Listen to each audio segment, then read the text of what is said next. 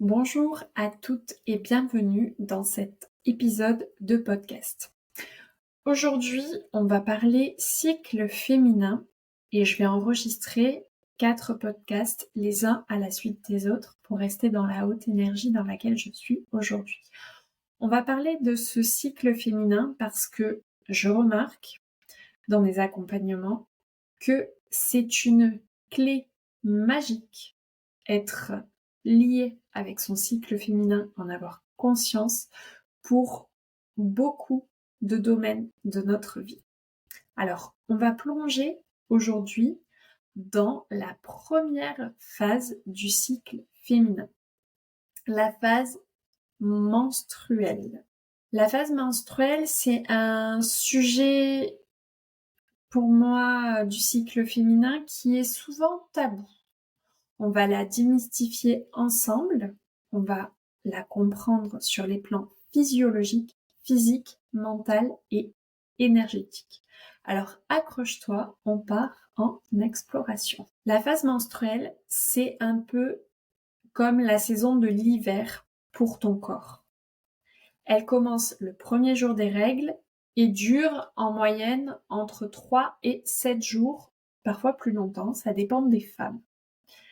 Physiologiquement parlant, qu'est-ce qui se passe? Eh bien, c'est le moment où l'endomètre, cette muqueuse qui tapisse notre utérus, se désagrège et est expulsée sous forme de sang. Oui, je sais, c'est pas très glamour, mais c'est une fonction naturelle et absolument essentielle. Les hormones aussi jouent leur petit jeu. La progestérone et les oestrogènes chutent, ce qui déclenche les règles. C'est un peu comme si notre corps, en fait, décidait de faire le grand ménage de printemps, ou plutôt d'hiver. Et avec cette chute hormonale vient une cascade de symptômes et d'émotions. Alors, on va voir ça d'un peu plus près. Physiquement, la phase menstruelle, elle peut être assez intense. On parle de fatigue, de crampes abdominales, de douleurs musculaires et parfois même de migraines. Tu te reconnais? C'est le moment où ton corps te dit clairement « Eh salut, je me présente, je suis ton corps, c'est moi qui décide, tu as pas oublié? J'ai besoin de repos là et maintenant, tout de suite. » Mentalement, c'est aussi une période de grande sensibilité. Tu peux te sentir plus introspective, plus enclin à la réflexion. Tu as plus envie de cocooning, de te mettre en mode pyjama et tisane. Et devine quoi? C'est tout à fait normal et même bénéfique. À ce moment-là, notre énergie, elle est basse. C'est le moment de se recentrer, de se reposer et de se ressourcer. Se reposer, c'est productif et légitime. Répète après moi. Se reposer, c'est productif et légitime. Alors comment on va appréhender cette phase et l'observer surtout avec bienveillance? Alors le premier conseil que je vais te donner, c'est de tenir un journal de tes symptômes et de tes émotions. Note chaque jour ce que tu ressens physiquement, mais aussi émotionnellement. Ça peut vraiment t'aider à comprendre les fluctuations de ton corps et aussi à anticiper tes besoins. La pratique aussi de la pleine conscience ou mindfulness, c'est aussi un excellent outil. Tu peux prendre quelques minutes chaque jour pour te connecter à ton corps, pour écouter ce qu'il te dit et être surtout je sais pas si ça se dit, mais auto-compassionnante. Traite-toi avec la même douceur et la même bienveillance que tu offrirais à une amie proche, par exemple. Alors, si tu me dis que tu n'as pas le temps, très clairement, moi non plus, j'ai pas le temps de journaler pendant 25 minutes par jour. Enfin, j'ai pas le temps. Oui, peut-être que je pourrais le faire, mais si je le mettais à mon agenda. Mais j'en ai pas envie. j'ai autre chose à faire, j'ai plein de choses à faire et qui me passionnent. L'étude de mon cycle féminin, puisque je l'ai fait, c'est pour ça que je suis là aujourd'hui en train de t'en parler, sinon je le ferais pas. C'est vraiment, ça doit te prendre 2 minutes. Tu ouvres ton journal et tu notes. Tu peux noter que des mots. Tu peux prendre ton téléphone et faire un vocal pour te dire comment tu te sens en faisant autre chose. C'est ok. C'est juste, prends un temps vraiment pour ressentir. Alors, maintenant, on va parler des outils pour apprendre à aimer cette phase. Oui, oui, c'est possible, je déconne pas, c'est du sérieux. D'abord, tu as le journal de bord, où tu vas noter tes ressentis, tes émotions, tes symptômes. Ça te permet de mieux comprendre ton corps et de voir cette phase sous un angle plus positif. Ensuite, tu peux pratiquer le yoga doux, le yin yoga, la méditation. C'est également fantastique. Ça t'aide à apaiser ton corps et ton esprit. Tu peux aussi utiliser des huiles essentielles comme la lavande pour la relaxation et la menthe poivrée pour soulager tes maux de tête. J'ai une naturopathe dans ma liste de connaissances qui est en train de me préparer une petite onction d'huile essentielle, une synergie d'huile essentielle justement pour m'aider avec cette phase. Je reviendrai t'en parler dans un autre podcast. Avec elle, d'ailleurs. Elle n'est pas au courant encore, mais là, elle est au courant. Maud, si tu écoutes ce podcast. Voilà. Il y a aussi un outil que moi, personnellement, je n'utilise pas parce que j'ai jamais eu besoin d'aller jusque-là. C'est la bouillotte. Il paraît que c'est un grand classique pour les crampes et que ça fonctionne à merveille. Le chaud apaise et détend. C'est un peu apparemment comme un câlin réconfortant. Tu peux utiliser toutes ces pratiques et ensuite tu peux favoriser des activités durant cette phase menstruelle. Alors lesquelles?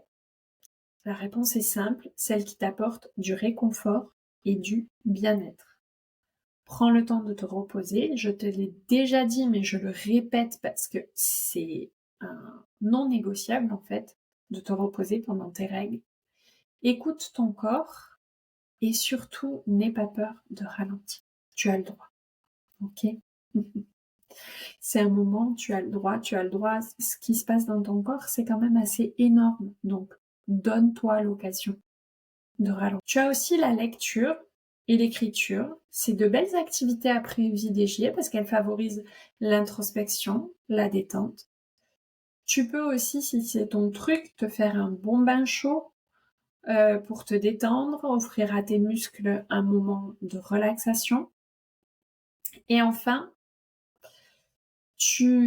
pour moi, il y a un truc qui est primordial, c'est l'alimentation et la prise de probiotiques. Alors ça, c'est une expérience tout à fait personnelle parce que je suis moi-même mon propre terrain de jeu et je prends des probiotiques à l'année, 365 jours par an, sans jamais discontinuer. Je ne fais jamais de cycle, je ne cycle jamais mes probiotiques. Pourquoi je fais ça? Parce que déjà, le microbiote et moi, ça pourrait faire l'objet d'un autre podcast. Mais pour moi, un microbiote sain, c'est la base. C'est la base pour vivre un cycle féminin de la meilleure manière qui soit. Ça va atténuer tes symptômes. Enfin, moi, en tout cas, dans mon cas, c'est ce qui fonctionne sur moi. Je sais pas si ça peut fonctionner pour toi, mais quand on sait que c'est dans les intestins que naissent les hormones, je pense que oui. Donc, c'est aussi pendant cette phase le moment de venir prêter, mais c'est toujours le moment, mais encore plus pendant tes règles, de faire attention à ton alimentation. C'est le moment de consommer des aliments riches en fer et en magnésium. Parce que tu vas avoir des pertes et tu vas avoir besoin de venir soutenir ton corps. Donc c'est le moment d'augmenter par exemple ta prise de magnésium. Et tu peux même manger plein de chocolat noir. Durant cette phase, les légumes verts, les noix, les graines, et oui, même le chocolat noir, ce sont tes alliés. Donc, vas-y. Je vais revenir un moment sur le microbiote. Parce que c'est quelque chose qui n'est selon moi pas assez répandu. Avoir un microbiote diversifié, c'est essentiel pour la globalité de ta santé, y compris durant cette phase menstruelle. Alors, tu peux les intégrer, les probiotiques, dans ton alimentation sous différentes formes. Alors, il y en a qui le font avec le yaourt, le kéfir. Ok, mais quand ça vient au contact de ta température corporelle, tu perds quand même pas mal de bactéries qui meurent au contact de la température de ton corps. Donc, moi, je préfère le prendre en poudre et j'ai de très bons résultats avec ça. Mais prends-le de la manière qui te va, yaourt, kéfir, complément alimentaire.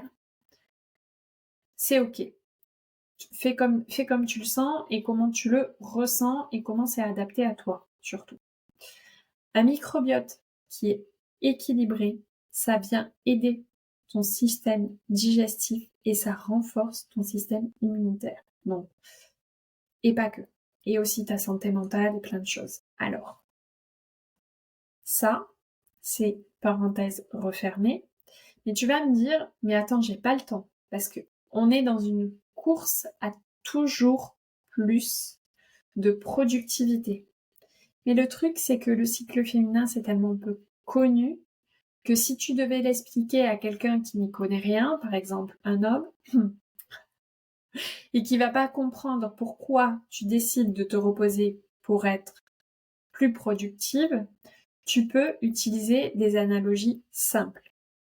Tu peux comparer, par exemple, le cycle féminin à un cycle saisonnier. Le moment de la menstruation, par exemple, étant l'hiver, un temps où le corps a besoin de ralentir, de se reposer et de se régénérer. Alors, à ce moment-là, quand tu vas expliquer ton cycle, rappelle-toi d'être éducative et empathique. Explique les faits de manière simple et claire. N'utilise pas non plus de termes scientifiques. Hein. Encourage la compréhension envers les besoins spécifiques des femmes durant cette phase. Vraiment.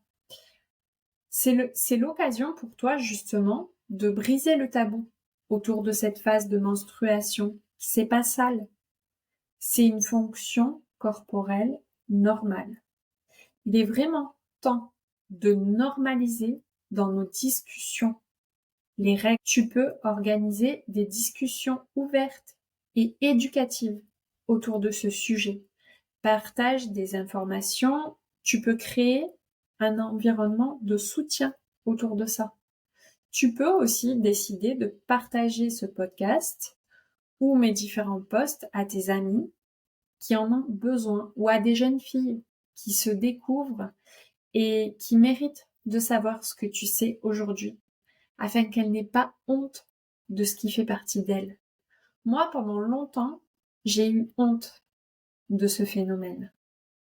J'ai eu honte parce que j'ai été éduquée d'une manière où tout ce qui était attrait à la féminité et aussi à la sexualité, c'était sale. Mais c'est important de parler de ces règles sans honte, pardon.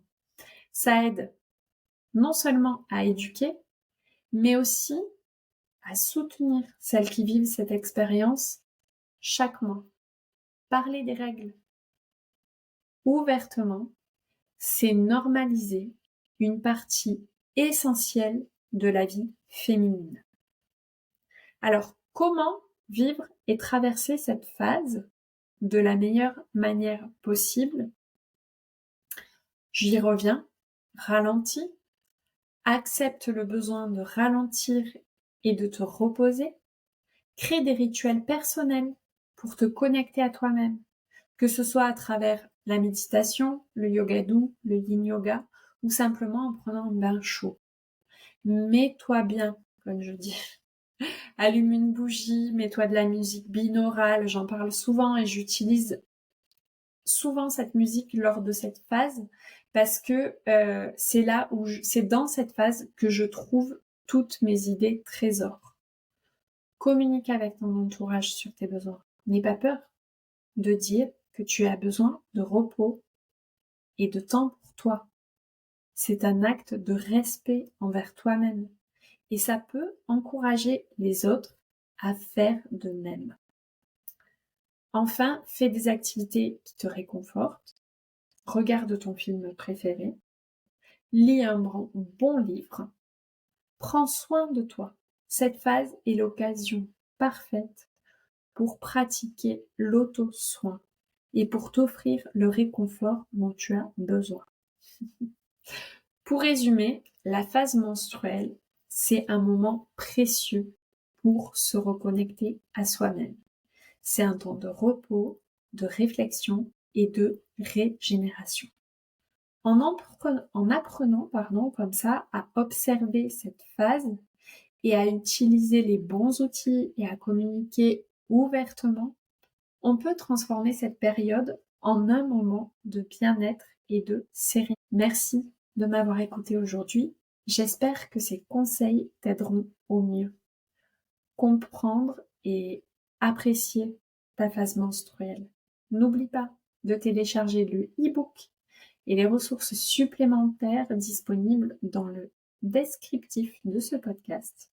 Viens discuter avec moi sur les réseaux sociaux des exercices que tu auras pratiqués parce que je t'ai laissé plein de petits exercices, des petites questions à faire durant cette phase 1, la phase menstruelle de ton cycle. Pour notre prochain épisode, on va parler de la phase folliculaire. Cette période dynamique et créative du cycle. Reste connecté, prends soin de toi. Merci à tous et à toutes, surtout à toutes, pour cette écoute. Si cet épisode t'a plu, n'hésite pas à t'abonner, à partager le podcast et à laisser un avis. Prends soin de toi et à très bientôt pour un nouvel épisode.